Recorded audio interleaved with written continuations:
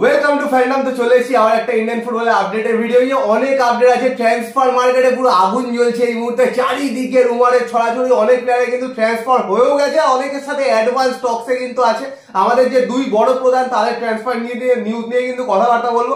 তাছাড়াও একজন বড় বিদেশিকে একটা টিম ছেড়ে দিয়েছে, অনেক ডোমেস্টিক প্লেয়ারদের পিছনে দৌড়াচ্ছে, আর একজন ফরেনার সাইনিং তো অলরেডি জেনেই গেছো কাল রাত থেকে, তো তাকে নিয়েও কথাবার্তা বলবো। তার যা স্ট্যাটস আছে, আসলে কিরকম খেলতে পারে, আমাদের কি মনে হয়, সব নিয়ে কথাবার্তা বলবো। কিন্তু সবার আগে যে কথাটা, এখনো যারা সাবস্ক্রাইব করনি অবশ্যই করে দিও, আর বেল আইকনটা টিং টং করে অপশনটা প্রেস করে দিও রেগুলার নোটিফিকেশন পাওয়ার জন্য। আমাদের ফেসবুক আর ইনস্টাগ্রাম পেজটাও ফলো করে দাও, ডেসক্রিপশনে লিংক দেওয়া আছে, ওখানে কিন্তু অনেক নতুন রকম কন্টেন্ট পাবে। এফসি এশিয়ান কাপ আসছে, সেই নিয়ে কন্টেন্ট কিন্তু প্রচুর পাবে, তো অবশ্যই গিয়ে ফলো করে দাও আর সেগুলোও দেখো এবং শেয়ার করো। তো পূজার থেকে প্রথমে শুনে নাও। তো প্রথমে বলি যে এফসি এশিয়ান কাপের কিন্তু আর মাত্র দুদিন বাকি রয়েছে, আর এফসি এশিয়ান কাপে যে তিনটে প্রতিপক্ষ তাদেরকে নিয়ে ডিটেলস স্ট্যাট এর আগে কতবার খেলেছে, কি রেজাল্ট, সেগুলো নিয়ে কিন্তু ইনস্টাগ্রামে রিলস এবং ইউটিউবে স্টোরি করা আছে, তো অবশ্যই দেখে নিও। এর সাথে বলে দিই প্রথমে যে সামনেই কিন্তু মোহন আই লিগ আবার শুরু হবে। তো তার আগে তো বলেছি যে সিনিদি এবং মোহামেডান সাউথ আফ্রিকাতে খেলতে যাচ্ছে, তো মোহামেডানেও কিন্তু কিছু ট্রান্সফার হবে, মানে নতুন একজন বিদেশি আসতে চলেছে মোহামেডান স্পোর্টিং, তার সাথে একজন দুজন ডোমেস্টিক সাইনিংও কিন্তু হতে চলেছে মোহামেডান স্পোর্টিং এর জন্য। এর সাথে বলে রাখি ইন্ডিয়ান ওমেন্স লিগ কিন্তু এই মুহূর্তে চলছে, আর ইস্ট বেঙ্গল লাস্ট কয়েকটা ম্যাচে কিন্তু খুব একটা ভালো রেজাল্ট করেনি। এই মুহূর্তে লিগ টেবিলের টপে রয়েছে ওড়িশা এফসি 4 ম্যাচে 12 পয়েন্ট নিয়ে, তারপরে কিকস্টার, তারপরে গোকুলম, তারপরে সেটু। ইস্ট বেঙ্গল রয়েছে 5 নম্বরে 4 ম্যাচে 3 পয়েন্ট নিয়ে। তো এখান থেকে কিন্তু রেলিগেশন যাতে না হয় সেটাই কিন্তু মাথায় রাখতে হবে ইস্ট বেঙ্গল ওমেন্স টিমকে। তো এগুলো তো আছেই, আর অবশ্যই যেটা পুছে বললো যে স্ট্যাটস প্যাচ করা আছে ওগুলো দেখো। আর এফসি কাপের উপর কিন্তু, এফসি এশিয়ান কাপের উপর কিন্তু এখন ফোকাস করো। ট্রান্সফার নিউজ তো চলতেই থাকবে, কিন্তু সবচেয়ে বড় যে ইভেন্টটা আছে 4 বছরে আমাদের জন্য, ইন্ডিয়ান ফুটবল ফ্যানদের জন্য, তো সেদিকে কিন্তু অবশ্যই ফোকাস করো, কারণ যথেষ্ট কঠিন প্রতিপক্ষ আছে। ইন্ডিয়ান খেলাগুলো দেখো আর সবাই কিন্তু চিয়ার করো। তো এবার প্রথমেই আগে ট্রান্সফার নিউজে চলে আসি। ট্রান্সফার নিউজই সবাই জানতে চাও, আর ইয়াগো ফালকের কথাই সবাই জানতে চাও। ইয়াগো ফালকে কালকে রাত থেকে দেখে নিয়েছো যে একদম ডান ডিল হয়ে গেছে। তো ইয়াগো ফালকে আসছে, একদম এটা শিওর এই মুহূর্তে। আর ইয়াগো ফালকের ব্যাপারে তো বলবো, কিন্তু বলি, অনেকেই জিজ্ঞেস করছে সুপার কাপে কি খেলবে না। সুপার কাপে কিন্তু ইয়াগো ফালকে খেলবে না। সুপার কাপে 6 জন যে বিদেশি তারা কিন্তু অলরেডি রেজিস্টার্ড আছে, তারাই খেলবে। সুপার কাপ শেষ হওয়ার পরে সুপার কাপে কিন্তু এই 6 জনের পারফরমেন্স দেখা হবে। খুব সম্ভবত সিবেডি ও টোরোকে কিন্তু ডিরেজিস্টার করে ইয়াগো ফালকে খেলানো হবে, তাছাড়া কিন্তু অন্য কোনো অপশন নেই। কারণ ইয়াগো ফালকে কিন্তু উইং এ খেলে আর স্ট্রাইকারে খেলে, একজন উইঙ্গার কিন্তু যদি বিদেশি অ্যাড হয় তাহলে কিন্তু টিমের পক্ষে ভালো হবে। তো ইয়াগো ফালকেও কিন্তু খুব শিগগিরই টিমের সাথে এসে জয়েন করে নেবে, জয়েন করে কিন্তু প্র্যাকটিস করতে থাকবে। সুপার কাপ যে খেলছে ওখান থেকেই কিন্তু প্র্যাকটিস করতে পারবে, মোটামুটি 1 মাস কিন্তু টিমের সাথে পাবে, তারপরে ডাইরেক্টলি কিন্তু আইএসএল এ খেলতে পারবে। ইয়াগো ফালকের ব্যাপারে একটু বলে দিই, এই মুহূর্তে কিন্তু 34 বছর বয়স, 4 তারিখ জানুয়ারি 4 তারিখেই জন্মদিন ছিল, সবাই জন্মদিন গেছে। তো 34 বছর বয়স, এক সময় কিন্তু বড় বড় ক্লাবে খেলেছে, ইংল্যান্ডেও খেলেছে, স্পেনেও খেলেছে, ইটালিতেও খেলেছে, কিন্তু কেরিয়ারে কিন্তু সবচেয়ে ভালো সময় ইটালিতেই কেটেছে। 2014 থেকে 18 মধ্যে যদি দেখো, সেই সময়টা কিন্তু কেরিয়ারের একদম পিক টাইম ছিল ইয়াগো ফালকে সিলভার। 2014-15-তে 32টা ম্যাচে 13টা গোল, 3টে অ্যাসিস্ট করেছে। এটা কিন্তু ইয়ার্কি না, সিরিয়াতে 13টা গোল আর 3টে অ্যাসিস্ট করা জেনুয়ার হয়ে। তারপরে টোরিনোতে ছিল, টোরিনোতে কিন্তু বেস্ট দুটো সিজন এসছে, যেখানে 12টা গোল 8টা অ্যাসিস্ট, মানে 20টা ডাইরেক্ট গোল কন্ট্রিবিউশন একটা সিজনে। একটা হলো 2016-17 সিজন, 35টা ম্যাচ 12টা গোল 8টা অ্যাসিস্ট। আরেকটা হলো 17-18 সিজন, 37টা ম্যাচ 12টা গোল 8টা অ্যাসিস্ট। কেরিয়ারের কিন্তু বেস্ট টাইম ছিল এটা, এইগুলো হলো টোরিনোতে। আর তাছাড়াও কিন্তু রোমাতেও মাঝখানে খেলেছিল, যেখানে মোহাম্মদ সালাহ, টটি এরকম বড় বড় প্লেয়ার ছিল। তারপরে কিন্তু একটা ইঞ্জুরি হয়, ইঞ্জুরি পর থেকে কিন্তু কেরিয়ার একটু ডিক্লাইন করতে থাকে। তবুও 20-21 সিজন অব্দি কিন্তু সিরিয়াতেই খেলেছিল, তারপরে চলে যায় কলম্বিয়াতে। আর কলম্বিয়াতেই কিন্তু এই মুহূর্তে দুটো পরপর সিজন খেলছিল, সেখানে নিজের আবার কেরিয়ার রিভাইভ করার চেষ্টা করছে। আর তারপরেই কিন্তু ইন্ডিয়াতে চলে আসছে।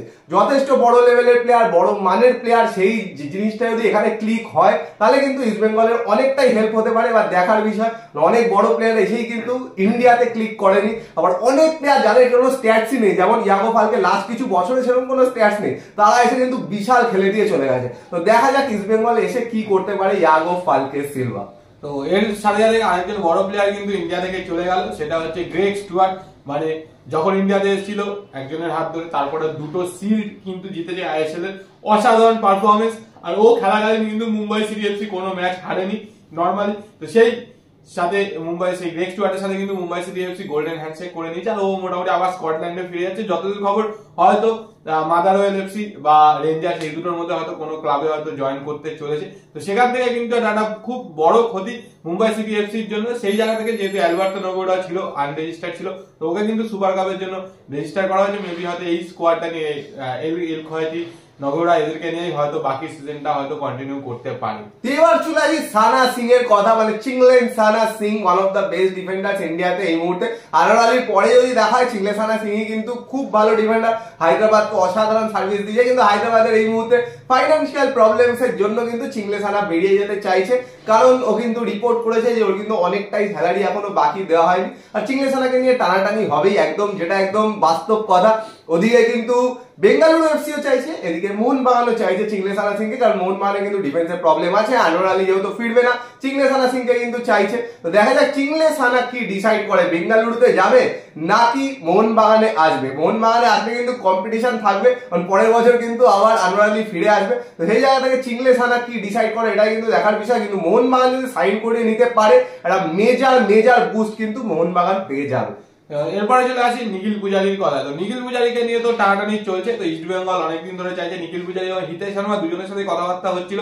তো হিতেশ শর্মার ডিলটা হয়তো নাও হতে পারে, বাট নিখিল পূজারির সাথে কিন্তু অনেকটা চলে, যেহেতু খাবড়ার ইনজুরি হয়েছে, খাবড়াকে পাওয়া যাচ্ছে না, সেখান থেকে কিন্তু রাইট ব্যাক বা উইং হাফ হিসেবে কিন্তু নিখিল পূজারি একটা বেস্ট অপশন। তো সেই জায়গা থেকে কিন্তু নিখিল পূজারির সাথে কথাবার্তা চলছে, এবং এই মুহূর্তে যা খবর হয়তো নিখিল পূজারির সাথে অ্যাডভান্স স্টেজে কথাবার্তা চলছে। কিন্তু একটা সমস্যার বিষয় আছে, যেটা শোনা যাচ্ছে রাহুল ভেকে নাকি মুম্বাই সিটি ছাড়তে চলেছে। তো যদি রাহুল ভেকে মুম্বাই সিটি ছাড়ে, তাহলে সেই জায়গাতে কিন্তু মুম্বাইয়ের ফার্স্ট টার্গেট কিন্তু নিখিল পূজারি হতে চলেছে। তো সেইখানে কিন্তু মুম্বাইয়ের সাথে লড়াই করতে হবে। যদি তার আগে যদি ডিলটা ক্র্যাক করে দিতে পারে, তাহলে তো অবশ্যই সমস্যার সমাধান।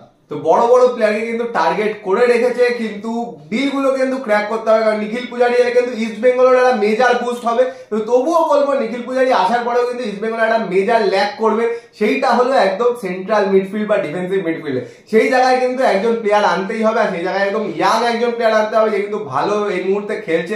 হিতেশ শর্মাকে টার্গেট করেছিল, কিন্তু হবে কি হবে না সেটা কিন্তু এখনো ডাউটফুল। তো ওই জায়গাটাও কিন্তু ভরাতে হবে একজন ইন্ডিয়ান প্লেয়ার দিয়ে।